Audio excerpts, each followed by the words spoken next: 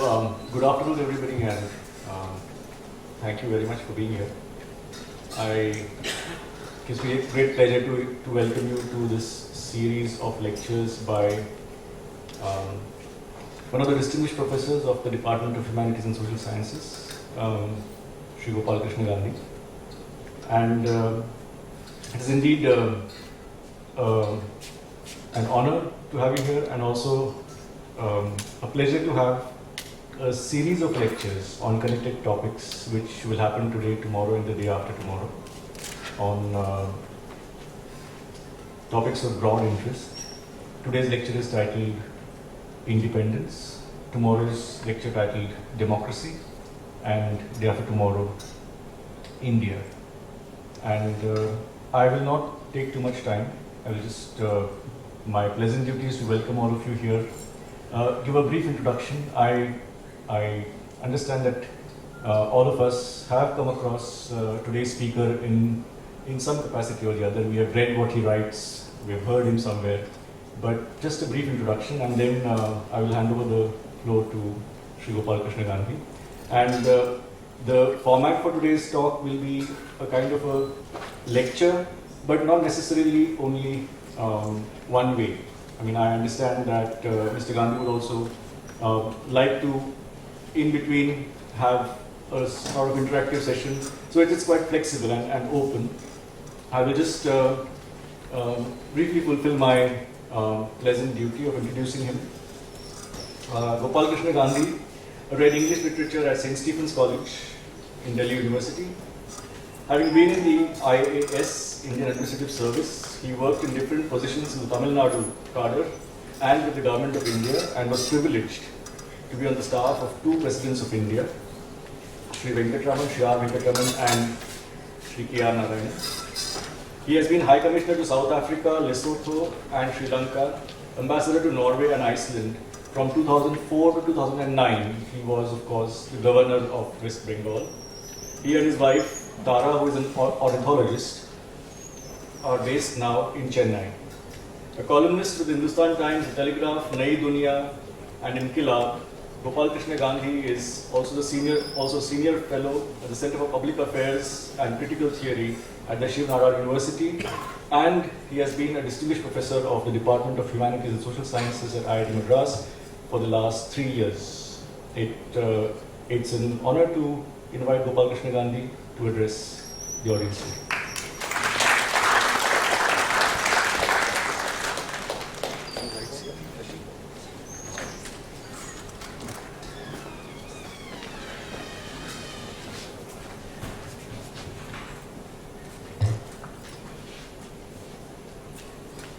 Thank you very much, Professor Brahmi, for that succinct and generous introduction. I am grateful for the reference to former President K.R. Narayan, who was a scholar who just happened to be in the Indian Foreign Service and again happened to become President of India, but remained a scholar throughout, and must commence our conversation today with a reference he made at a meeting in the Nehru Center in London, when recalling his professors and things that he had read in the context of freedom of thought and freedom of expression, basically independence, the subject we are going to talk about. He narrated something which many of you may have also come across. This was a reference to the great pool of wisdom and enlightenment that has come from Israel, and he quoted, started by saying, Moses said that everything emanates in the mind, and then Jesus, everything emanates in the heart. Marx, it's all about hunger in the stomach. And as he kept descending the human anatomy, I was getting more and more nervous about the further progression down the anatomical line. And sure enough, he got there and he said, and then came Freud, who said it's all the libido. He put it very neat. So then came Freud, He said, it's all that we do, but finally it was Einstein who said the whole thing is relative.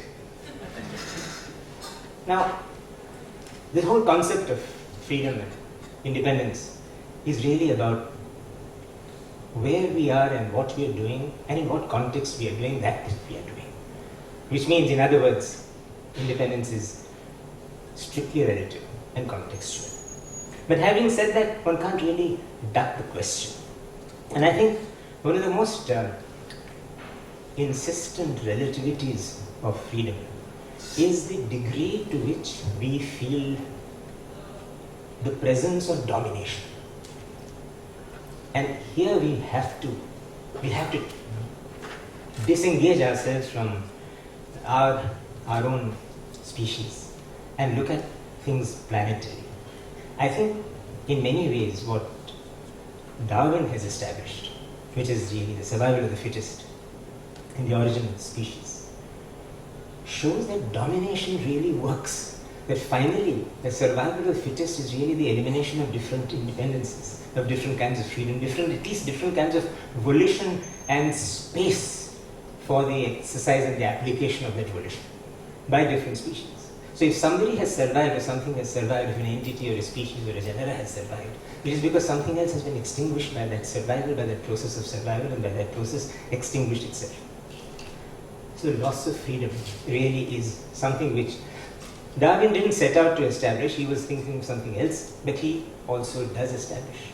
And it is true that I'm sure there are many zoologists present here, or people who are familiar with the lives of different beings, that in the animal world, very few beings die of what can be called in human language natural causes. It is invariably some kind of a contestation which ends in the flattening out of one and the survival of the other. I speak from general sort of, shall I say, general kind of sense, because one does not hear of tigers having got typhoid or leopards having got something else.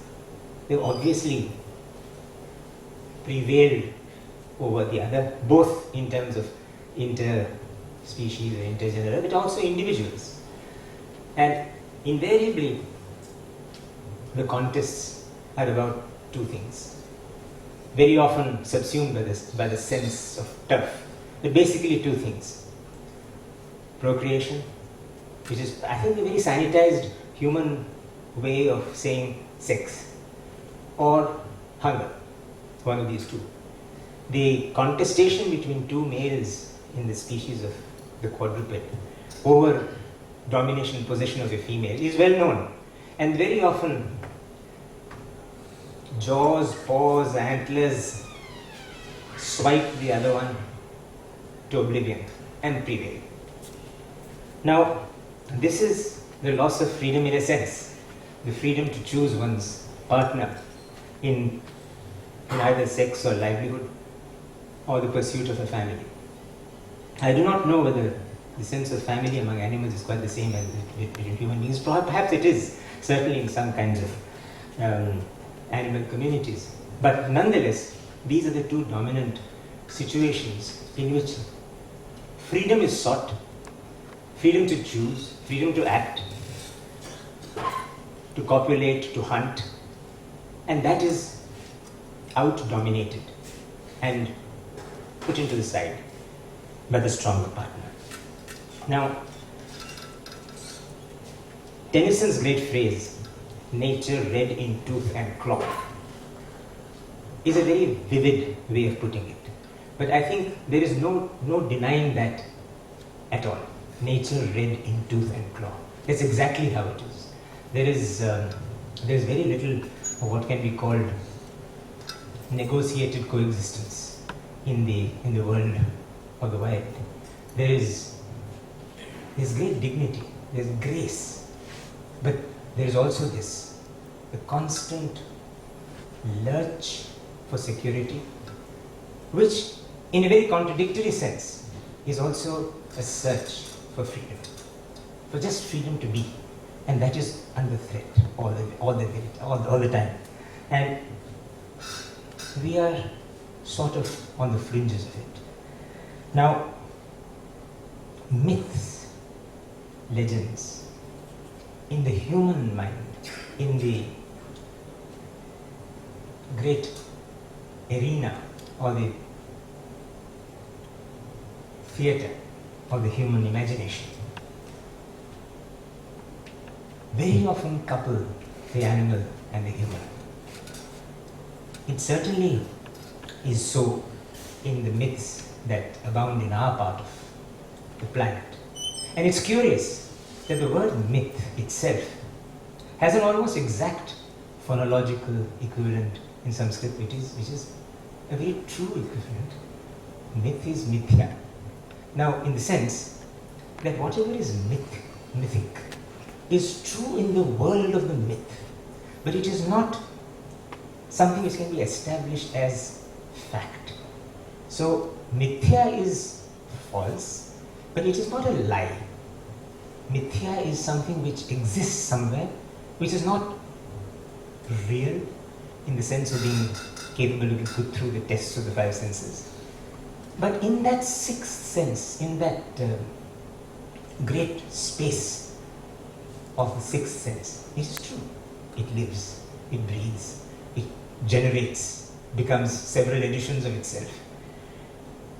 And not only lives but survives and grows and continuously grows in interpretations. If the Ramayana has been written, there is no full stop to it. It is continuously being reinterpreted, and the myth as mithya is self-generating and self-propagating and indeed self-fulfilling in its self-renewal. And I must here refer to the avian species powerfully represented in the Ramayana. And in fact, I must say I find all the non-human figures in the Ramayana bewitchingly interesting, and the human figures in the Ramayana less so. The non-human species in the characters of Jatayu and Sampati are not only figuratively true, but they are the great painters who have depicted the scenes from the Ramayana. The Prince of Aundh once, for instance, in his pictorial Ravana, has this fantastic image of Jatayu with his wing being slashed by Ravana. It's a fantastically mythical but very, very real image. Now, there is something about the myth of freedom in that. What are the freedoms involved? Jatayu's own freedom. Jatayu's freedom, which started with a desire to soar. He just wanted to soar. He saw the sky, he wanted to soar in it, he wanted freedom. But as he soared, there was the sun which was scorching him. And then comes Sampati to shield him and gets so scorched in the process of protecting his younger brother's freedom to soar that he loses his freedom to fly. And his wings shriveled and he remains wingless. So, Sampati is perhaps the action of self-regulating discrimination on freedom. This is an interpretation. Now, this is part of the mithya, this is part of the myth. So, the myths are particularly and endlessly self-congratulatory and self-realizing. But there it is. And then, Sugriva, the whole story of the Simian kingdom, to me has always seemed to be very real, not because of the synchronicity between the human and the simian emotions, no, but because there was something very elemental about the way Sugriva and Vali act. I do not know why, you probably know this better. Why Valmiki has given such subtle nuances to the emotions, and all the emotions which K.R. Narayanan went down in a linear fashion amongst all of them. But there it is.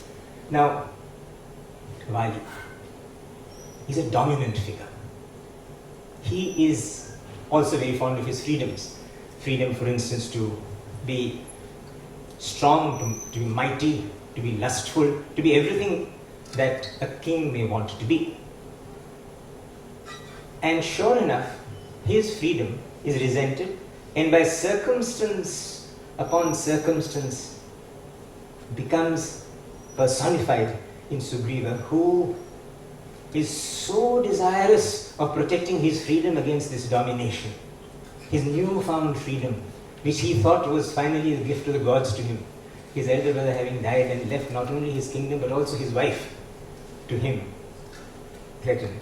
And he goes into this alliance, an alliance between two people to protect the freedom of one. And here comes another very curious twist. The figure of Tara, the wife of Vali, suddenly becomes part of the contestation. Vali says, this is my wife. How dare you? This is an infraction of my freedoms, my right to family, my right to livelihood, and of course, my right to copulate. Everything. And Sugriva says, no, but I've already inherited her. She's mine, but I did it in ignorance. I didn't know it till she was yours, but now she's mine. So there is a kind of an edge has been added to the Vali-Sugriva contestation by the fact of the loss of a certain dominating power. The loss, therefore, of the freedom to dominate.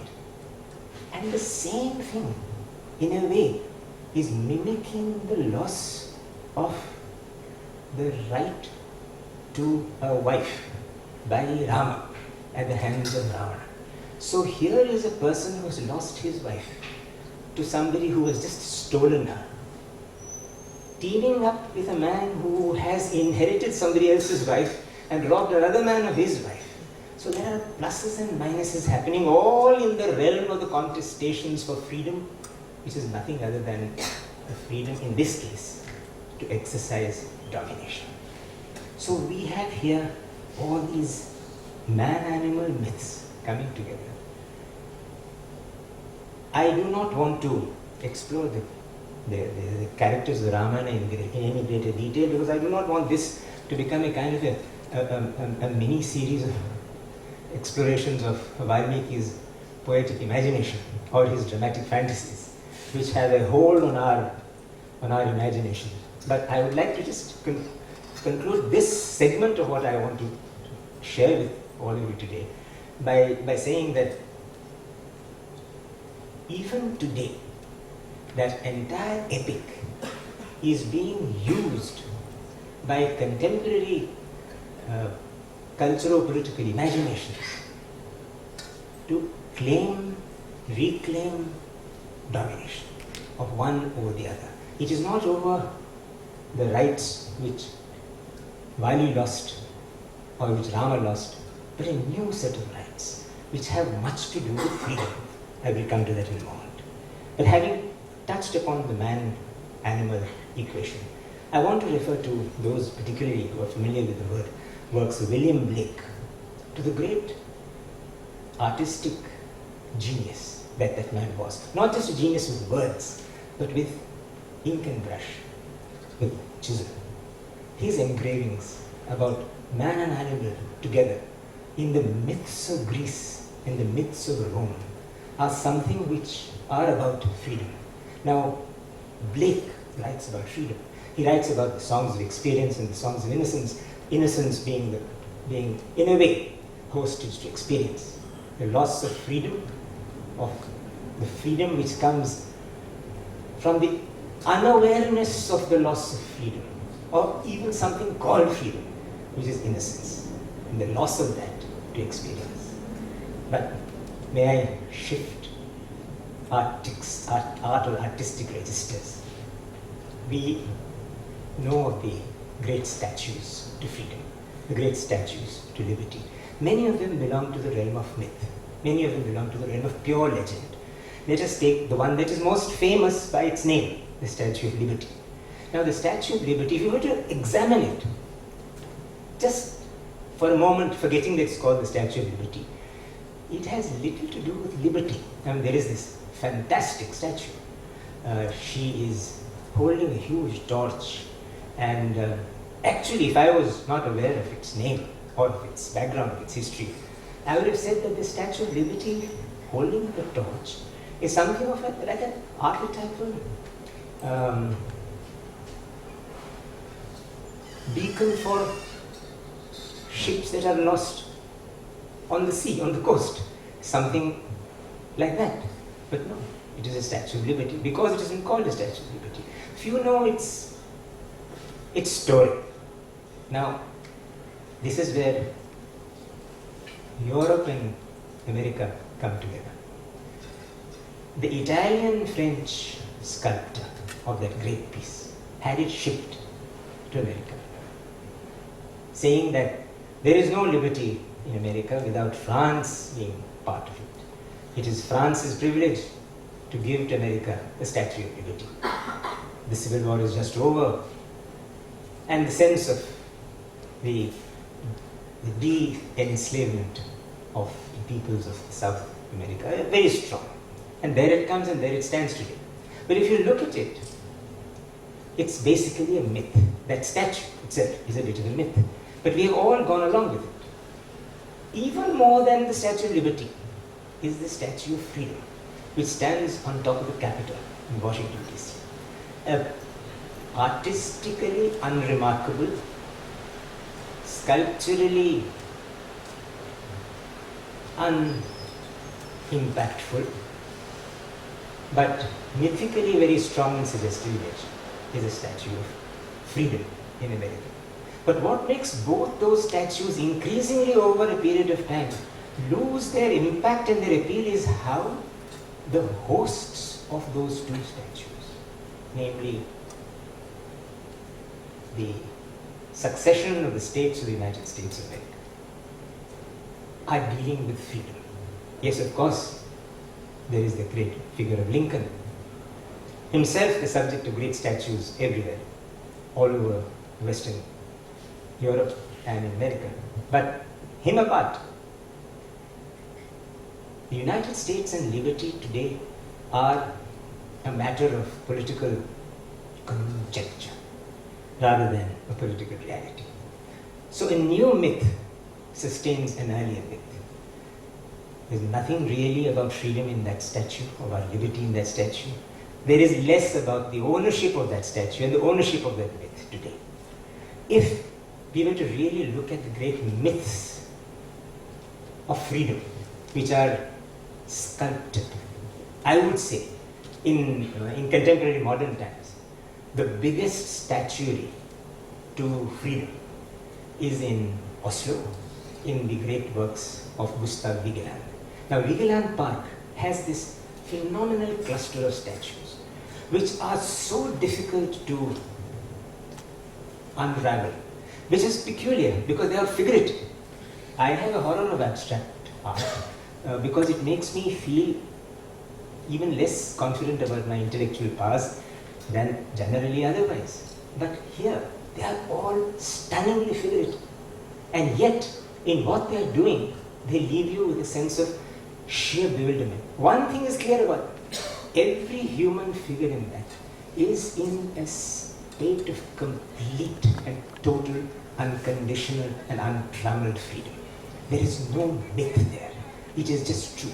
Now, whether when he is describing two humans in a man-woman relationship, two humans in a parent-offspring relationship, child by itself, woman in her own right, man by himself, whatever, it is in a state of complete freedom.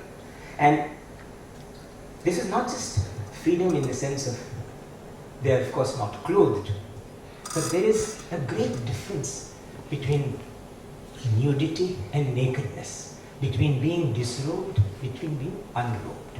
There is something which is so completely preternatural about it. There is something about each figure which asks you, is this how human civilization was when the ape became human? Before countries, states, nations, clothes came in? Or is this a future civilization, a post-nuclear Holocaust civilization, where life has begun again from the protoplasm and led to a completely new being of humans in which they know nothing but freedom? And there is at the center of that cluster and I'm no good at PowerPoints and things like that, because if I were to keep pressing those buttons, I'll keep making mistakes and you'll keep saying Shemaru and things like that instead of what I want to show. So I'm not using PowerPoint. But please do Google Vigeland if you haven't already got a familiarity with his work, and you will find him depict a demystified freedom, completely setting on its head the statues of liberty, the statues of freedom, and also the several other statues of freedom which we see in the shape of great fighters for freedom, whose statues in India abound, and there should be now a census of statues in India as much as the census of any human population. There will be a good sizable .something% of the total. Multiplicities of statues of people who have fought for freedom in India. Each one of those statues representing a new enslavement. Each statue to a freedom fighter is being put up by somebody out of fear of somebody, is being protected by somebody for fear of somebody, is being garlanded by somebody out of fear of somebody else, not garlanded again out of fear of somebody else. If we are told that this great figure of Indian freedom, it is his birth anniversary and you jolly well better go there, you go there because he's a freedom fighter and I must go there. No freedom there. But Vigeland is freedom. And he has in India, Vigeland has in India an extraordinary precursor in both Konark and Khajuraho. Now there may be, in some subtle form, suggestions of human copulations in those Vigeland figures. But that is not the theme, that is not the subject. That has its proportionate place in a totality of freedoms. We are sort of obsessed with that. Now, if you were to say that one segment of freedom, namely the freedom for sexual liberty, were to have reached its acme, it is in the sculptures of Khajuraho and Konark. Now, Khajuraho and Konark are really statues to freedom and statues to liberty. They are not statues to liberty in the political sense, of course they are not, though they may also be, because they were after all commissioned by some monarch, or at least protected by some monarch. But they were statues to freedom of a completely different kind. But these statues, real life statues of human situations, are not myths. They are not even legends, they are reality. And they show us something which the mythical statues, the mythical legends do not. Now, if myth is mithya, there is a perfectly interesting and in fact fascinating Sanskrit word for legend. Thank you, sir. And that is Kim Vadanti or Danta Katha. Now, Kim Vadanti and Danta Katha, the common word there is Danta. Now, Danta is very dental, right? Very dental. So it's Danta Katha and Kim Vadanti are all about dentition, vocalization, the palate, everything that is spoken or read. But myths belong to the mind. Legends belong to scripted or spoken lore. Now, both these deal in all societies with freedom, but never as powerfully as in the great non-political sculpture and architecture of India and in modern times in the work of Vigeland. Now, I would like to move, with your permission, to what can be called conversation. Having heard some of my thoughts, I would like to put it to those present here to tell me, not in a formal question and answer session which generally comes at the end of a talk, but right now, as to what you really feel is the status of freedom in India today, not in the sense of political freedom, but in the sense of the freedom which is reflected in the great art traditions of the world depicting that freedom, both as partisans as in the Ramayana, or as neutrals as in the case of Konark, Khajuraho and Vigeland. I just want to know where you think we are free and where we as people, not as Indians necessarily, but as of this generation, are not, in terms of intellect, in terms of aesthetic, in terms of thought freedoms. Anybody. And then we will take it further.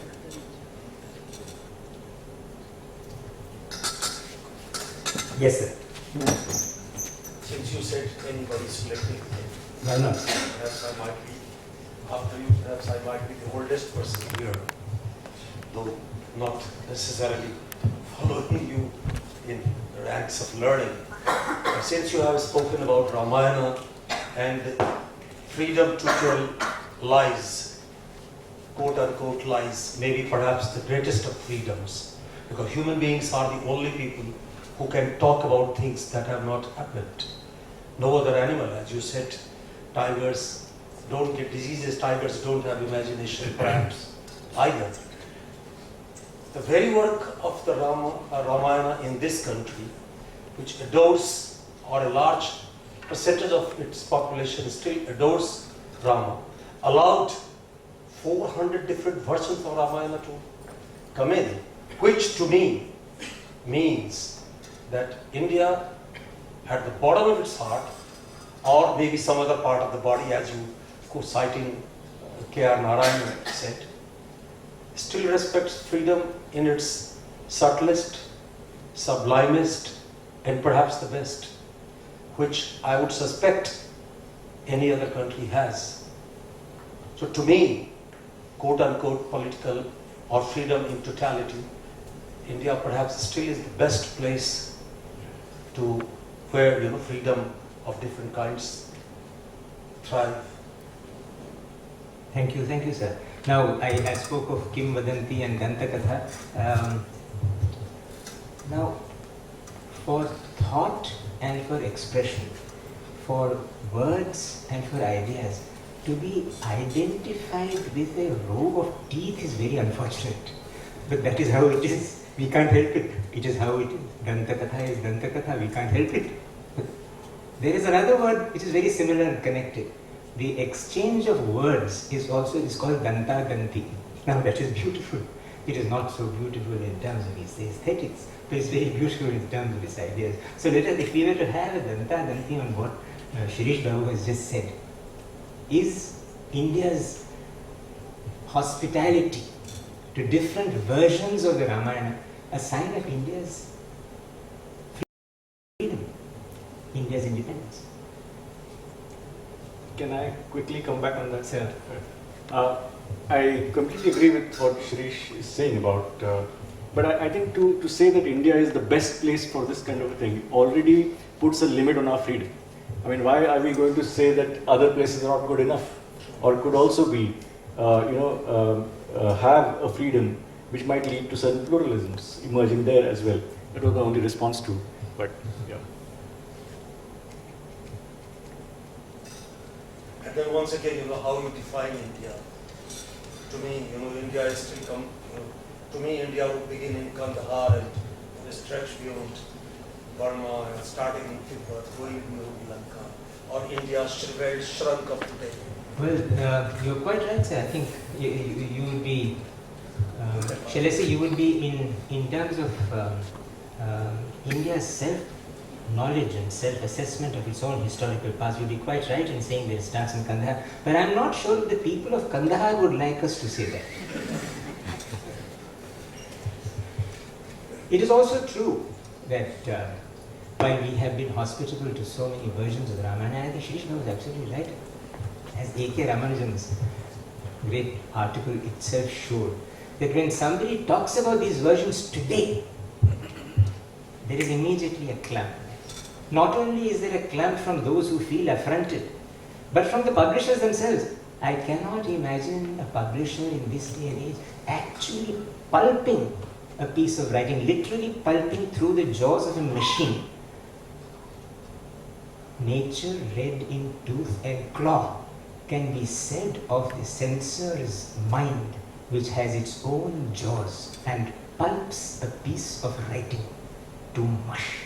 And that is happening 2013-14. Same with Wendy Doniger. Where is the freedom? And when we say aloud,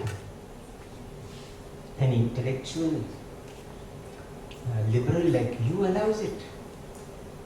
But there is something else somebody says, I have the freedom to this belief, but I will pulp your dissent.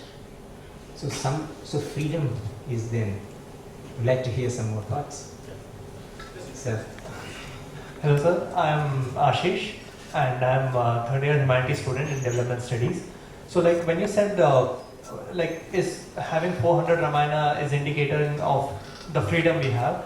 I think sir, moving beyond the Ramayana, the thriving diversity that you have in this country, which is I think again you will not find such kind of diversity in where in any other place. So I think that is also very it's a sign of our acceptance of freedom.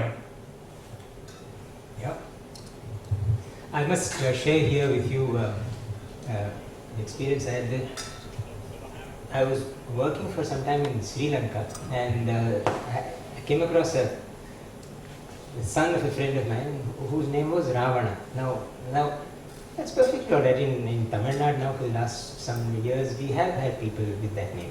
But in Sri Lanka I found it very interesting. Now his father, my friend, told me that his father, that is Ravana's grandfather, was posted in Delhi in the 1950s as High Commissioner of Sri Lanka. Ceylon as it then was. And this young man, High Commissioner's son, went and saw in the Ram Leela giant figures of Ravana and Kumbhakarna and going up in flames, and the masses adoring it, and then fireworks and crackers, and when one arm of Ravana went off, huge cry. When his head went off, exultation. And then he said, if this is how India treats a king of my country, I am going to name my son whenever he is born Ravana. And he did. Freedom. Yes, please. Freedom is related to the power that the person enjoys. There is no power, there is no freedom.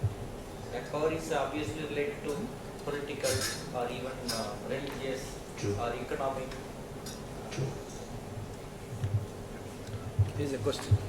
Yes, sir. Sir, you spoke about the book being pulp. I wanted to note that one of the reasons is because of the trend to sanitize narratives of sanitize it and make it conform to certain standards which we have inherited. And another such thing that is that we can notice in our urban landscapes is this tendency to try and sanitize narratives when we talk about India shining, when we talk about development, when we talk about when we are unwilling to talk about the existence of let's say shanty towns or slums or distress migration. There is this same sort of tendency to sanitize. Yeah, of course it is. That tendency to sanitize is connected to what you were saying just now, sir, about the exercise of power. Somebody feels that he or she has the authority to sanitize, and must, not only authority, but kind of calling and a duty to do so. Now, of course, I must say here, lest anybody get the wrong impression, I must say here that as a literary creation, the Ramayana is quite extraordinary. But when people begin to see it as something beyond literature, as something which is a kind of a code, a set of moral dicta, and its characters Manichaean figures to whom one is either affiliated or with whom one is antagonized, then of course Valmiki should say that, my God, I never thought I was so effective. But it is something to also reflect upon. And since I am somewhat hooked, as you have already made out with statues and sculptures, I must say that apart from Vidina, a completely non-sanitized depiction of what can be called the spirit of freedom in its abstract, but figurative abstract, contradiction in terms, is this extraordinary work in Philadelphia by some of you may have said, I saw it only on the small screen, but I think some of you may know it's just called Four Freedoms. I think man's name is Xenophodarkis. I think from the name sounds like a Greek person. Now, four. It's a panel of four against a wall. There is this person completely like this. The next panel, he is like this. The third panel, and the fourth, he is just completely exuberant and he is like this, completely out of it, and has left a hollow on the wall. Now, in four stages, it could be political freedom, it could be freedom of expression, it could be multiple freedoms, and it's a guy. And I must say here, like the great statue, he's as nature has made him. Now, there is something that you can depict a nude figure perversely for an extremely low aim, and you can depict that person, that figure, in a sublime way. This is true of humans as well.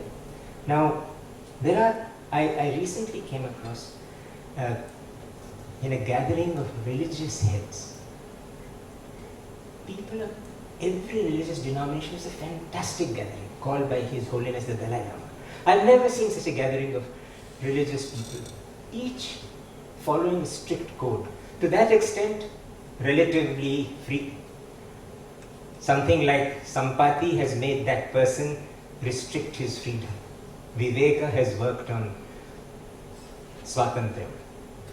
But there was one venerable gentleman representing his faith tradition. He was completely unclad. Now, it was extraordinary how this person, he fitted into that. There was somebody in a very heavy robe, straight out of the Vatican, somebody else in orange, somebody in saffron, somebody in black, and he was wearing his nothing but his skin. But I noticed at one point, he had a fan made of peacock feathers which he used very deftly. Now, I admired that. So he knows that he has a certain freedom. He is free to remain unclothed, but he respects somebody else's freedom not to be offended. So supposing he was to be traveling on a flight, the cabin crew may be a little embarrassed or abashed to be serving that person. So he has a peacock fan, literally a fig leaf. Now I thought that was a very, very fine thing to do. It was a combination of exercising his own freedom and respecting the freedom of others, and not offending somebody else unintentionally. So there I think India finds its own unique answers. So we have these people, we have the Ramanujans who can write, as Shri Gopal pointed out, and we also have those who snap at those who write. So it's a question of how we find our Sampatis covering and protecting our Jatayus. And in that balance lies a certain amount of the right to be free, but the duty to be free with respect to others. This is, I think, the essence of how we in India must view freedom. May I ask you a question? Sir. You have been using, many of us have been using India in this discourse. What is India? Yeah. What's the conception of India? It's a completely anachronistic way of thinking, it seems to me. Second thing is the interpretation also, the types of freedom that you're talking about. Again, is a projecting backward or backcasting in many ways, things that came much later. So I don't know what to make of this. What is India? So I am not suggesting that you should come day after tomorrow when we are talking about India. You may or may not. But if you do, I'll be very happy to hear you more. But on the subject of what is India, which you have so aptly raised today, I would just like to say, Milind Babu, how many minutes do we have? As many as 20. Are you all here out of a lack of freedom to be outside? We are done for the day. Can we go on for another 10 minutes? I was about to suggest that I'm very glad that you asked this question, for the reason that in this very hall a few days ago, there was an occasion to speak, and I spoke about India, and there over the centuries, over millennia, has been seen a certain contestation over dominance, the dominance of one part over another. Now, the South is no exception, is not exempt. Now, it is certainly true that Andhra wanted to be out of the Madras part of the combined province. It felt it was dominated. Today, Telangana is again out of what was undivided Andhra. There was undivided Madras, became Andhra and Tamil Nadu. Then there was undivided Andhra, so there always some domination and a counter to that domination. Kasargod has been a problem between Kerala and Karnataka. But more even than this, between the north and the south of India, great contestations. And even today, subliminally it exists. And I will crunch this into one small, very simple and very recent example about what is India. This year, 2014, some of the best creations are the work of chance, not design. And I think your question is just that chance which has given us this entree.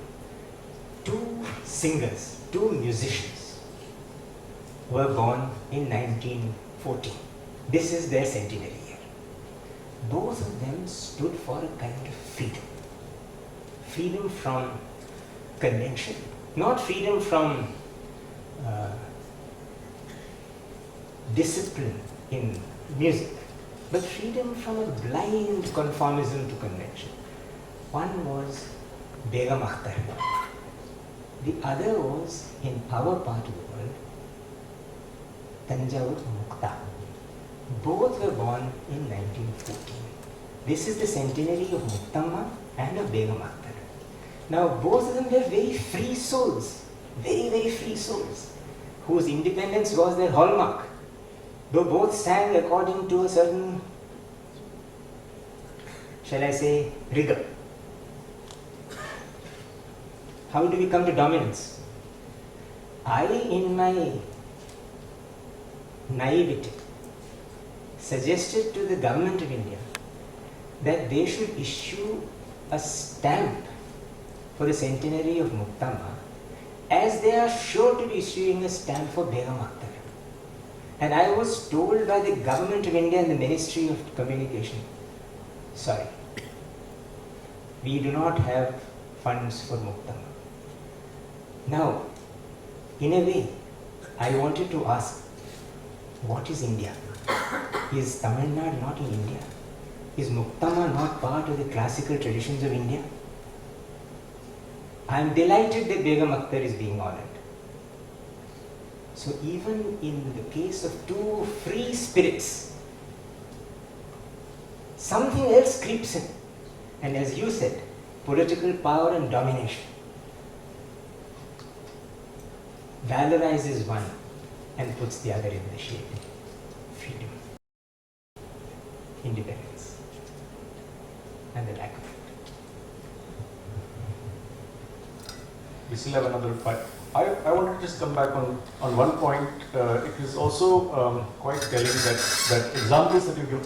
First of all, it is a wonderfully metaphorical talk that you gave. I think the kind of responses it has brought forth is evidence of the fact that it was a beautifully metaphorical approach to the topic, and also the issue of freedom as an idea perhaps is accessible only metaphorically. And in that sense, many of your examples have been from the field of aesthetic. That how do you, the same object, the same person, or the same phenomenon, how do you could actually represent it in a completely vulgar manner, in a completely bad manner, or you could actually do it in a entirely. And there is, I would like just very briefly quote Friedrich Schiller on this, who says that the path to freedom goes via beauty. Unless we learn the appreciation of what is beautiful and what is not, there is not much of a chance of reaching freedom. But we still have 5 minutes, and if anybody has observations, questions, doubts. We haven't heard a woman's voice so far. They have a freedom, but they are A woman's voice need not, of course, come only from a woman. A woman's mind can speak from any voice. Sorry, sir. You expected something else. Sir, please go ahead. This is my freedom. I'm using my freedom. So my question is, I'm Ajay. My question is about up to what extent we can question the freedom. Like, if I'm exercising my freedom, as you have rightly pointed out, the freedom, my freedom is called freedom till it don't interfere with your freedom. But is it really true in one sense? Means to what extent, or the deterministic, where the determination come that my freedom is not coming to in the way of your freedom or someone else. Like my question is related to like India we were discussing. We have in India so many groups who don't believe in the aspect of freedom what we believe, or they want freedom from the concept of our freedom. Like there are separatist group in other parts of India. Then there are some other groups in other parts of world, like recently IS we are hearing about. They are also expressing, or they are also searching their freedom. Means they want to, they don't want to be dominated by others. They are searching their freedom. So, how much validation we can give freedom of a certain set or certain set of people when they are interfering with the basic freedom of natives of there or. Thank you. I think we have in India over the last 60 plus years set some very fine standards in this. There is no denying it. We look about us in the subcontinent of India. We can be quite proud of how things are in India.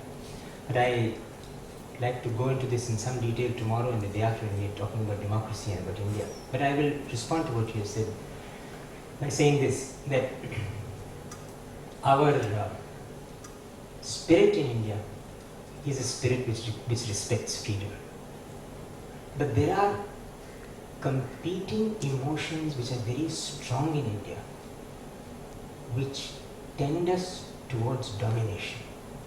First and the foremost among these is the spirit of male domination in India. It's very strong. Male domination in India, from our epics, can be seen as being a very strong Indian emotion. And then overlaying all that is the domination of our caste system. Very, very macho, and very strong and very prevalent. So we have both these, and these are great drawbacks. But we are overcoming these. And perhaps I'll go into this in some detail tomorrow. But in any country or any civilization which has a constitution and the laws, when we are fighting for freedom, as we were,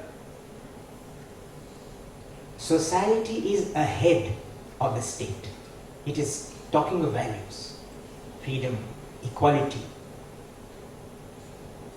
But once freedom is achieved, then the state, the new free state, has to be ahead of society. Its legislation has to be path-breaking, example-setting legislation. And here also we have done exceedingly well. the abolition of untouchability is a great stroke of freedom, of the respect for freedom in India, against the tendency towards untouchability and caste. So that was a legislation which we should be proud of. The abolition of dowry was and still remains more in the law than in reality. So the realities of independence and of freedom today go completely counter to that legislation. We have a legislation which was not an easy legislation to bring in incidentally. Both the houses were fighting, Danta Danti, and then we finally had to have a joint session in which it was passed by not a great majority. Dowry was abolished by not a great majority and after a lot of trouble. And today, even today, you do not have the freedom that that legislation has conferred. So we have all this. So there is male domination, there is caste domination, there is regional domination. I do not want to overstress the north-south thing, but it is there. And finally, and most vigorously, is the domination which is insidiously built into democracy. And we'll come to that tomorrow. Won't you talk about propaganda or something? Won't you say anything about the effect of propaganda on your perception of freedom? Maybe, sir, we'll bring it in tomorrow because I want to respect your freedom to disperse. Thank you, sir. Thank you so much. I suppose that is kind of hopefully whetted the appetite for tomorrow's and the after tomorrow's talk. And it would be lovely to see you here again tomorrow at 4 o'clock.